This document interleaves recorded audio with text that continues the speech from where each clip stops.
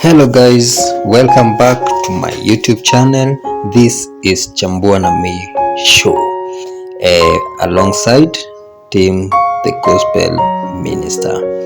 So Ezekiel 36:26 is our verse today that we're gonna be leading. Inasema, a new heart also will I give you, a new spirit will I put within you, and I will take away the stony heart out of your flesh, and I will give you an heart of flesh.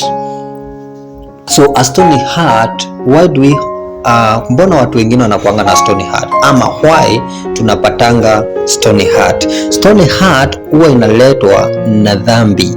Ukiwa zaidi tunafanya dhambi mara mingi kwa mingi, uanga tunapata ile roho ngumu. Unapata mtu anakuambia manzesi uko na roho ngumu. Huyo mtu anakuambia hiyo roho ngumu ni kwamba hiyo kitu unayofanya umezoea mpaka sasa roho yako does not feel the sensitivity of that sin.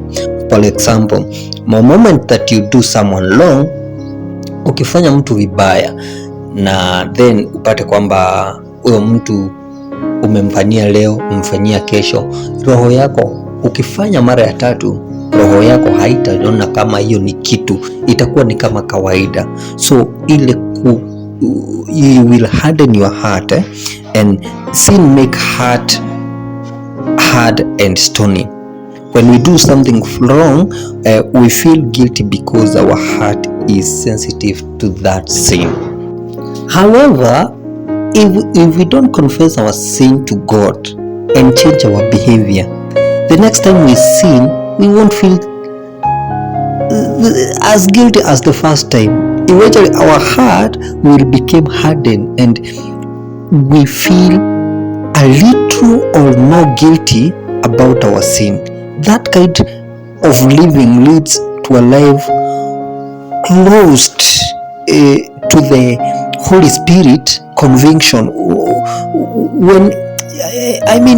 When you are tempted to play down the seriousness of a sin and ignore the Holy Spirit's conviction, you have to stop immediately and ask God to forgive you. Doing this will help you. Will help your heart remain sensitive to His leading. Like just Isaiah 59, your sin has cut you off from your own God. No.